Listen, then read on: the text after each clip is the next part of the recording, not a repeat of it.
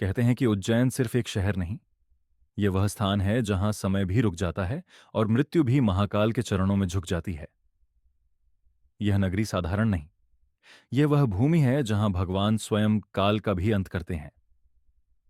आज मैं आपको सुनाने जा रहा हूं उस नगरी की दो अनसुनी कहानियां, जो सुनने में तो असंभव लगती हैं, पर उज्जैन के हर कण में आज भी उनका अस्तित्व सांस लेता है। बहुत साल पहले 1857 के आसपास उज्जैन की गलियों में बारिश की एक रात थी। आसमान में बिजली चमक रही थी और शिप्रा नदी उफान पर थी।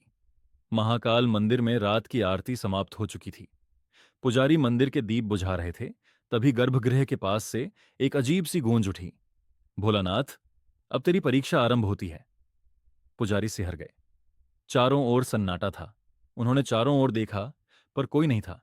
बस मंदिर के अंदर से आती हुई एक दिव्य रोशनी थी। वे धीरे धीरे आगे बढ़े। तभी मंदिर के गर्भगृह में दीपक की लौ अचानक तेज होने लगी। कुछ ही क्षणों में वहां एक प्रकाश लहर उठी और उसमें से उभरने लगे जटाधारी, तीसरे नेत्र वाले, त्रिशूलधारी भगवान महाकाल स्वयं। पुजारी के शरीर में सिहरन दौड़ गई। उनके होंठों से स्वतः निकला, हर हर महादेव। महाकाल की गूंजती हुई आवाज मंदिर में भर गई। मैं काल नहीं, महाकाल हूं।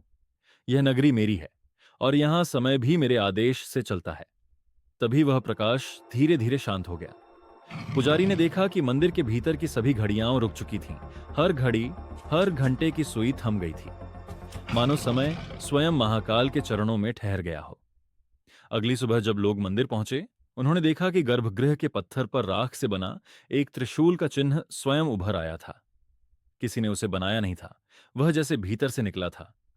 उस दिन से आज तक उज्जैन के लोग मानते हैं, जब भी मंदिर में वह त्रिशूल चमकता है, तब स्वयं भोलानाथ महाकाल वहां उपस्थित होते हैं।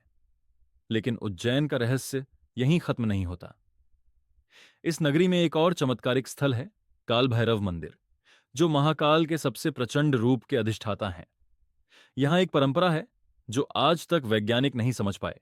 भगवान काल भैरव को मदिरा चढ़ाई जाती है और वह सचमुच उसे ग्रहण कर लेते हैं। साल 1915 की बात है। उस समय उज्जैन में एक अंग्रेज अफसर था, कैप्टन रॉबर्ट माइल्स। उसने सुना कि इस मंदिर में शराब चढ़ाई जाती है और भगवान उसे पी जाते हैं। उसे यह मजाक लगा। उसने कहा, कोई पत्थर की मूर्ति शराब कैसे पी सकती है? अगले दिन वह खुद मंदिर पहुंचा। वहां भक्तों की भीड़ थी। पुजारी ने थाल में एक कटोरी में मदिरा भरी और भगवान के मुख के पास रखी।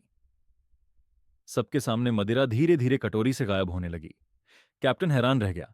उसने कहा, यह कोई चाल है, मूर्ति के अंदर कोई पाइप होगा। पुजारी मुस्कुराया और बोला, भैरव छल नहीं करते, वे भाव देखते हैं। फिर कैप्टन ने अपनी बोतल निकाली और कहा, अगर ये सच में भगवान हैं तो मेरी शराब भी पी लें। पुजारी ने श्रद्धा से कहा, एयूएम काल भैरवाय नमः, और सबके सामने वही हुआ। मदिरा गायब हो गई। अचानक मंदिर में हवा का एक झोंका चला, दीपक बुझ गए और घंटियों की आवाज गूंज उठी, भैरव, भैरव, भैरव। कैप्टन के चेहरे का रंग उड़ गया। अगले दिन वह मंदिर के बाहर मृत पाया गया, लेकिन उसके चेहरे पर भय नहीं बल्कि शांति थी। कहा जाता है उसके आखिरी शब्द थे, मैंने उन्हें देखा, वो सच में पीते हैं। उस दिन के बाद किसी अंग्रेज ने उस मंदिर का मजाक नहीं उड़ाया और आज भी काल भैरव मंदिर में वह परंपरा वैसी ही चल रही है। भक्त जब सच्चे भाव से मदिरा चढ़ाते हैं तो भगवान स्वयं उसे ग्रहण करते हैं। वैज्ञानिकों ने जांच की, पर न कोई पाइप मिला, न कोई रहस्य सुलझा, क्योंकि यह उज्जैन है जहां तर्क नहीं, श्रद्धा बोलती है, जहां समय भी झुकता है और मृत्यु भी मौन हो जाती है, क्योंकि यहां निवास करते हैं स्वयं महाकाल भोलानाथ।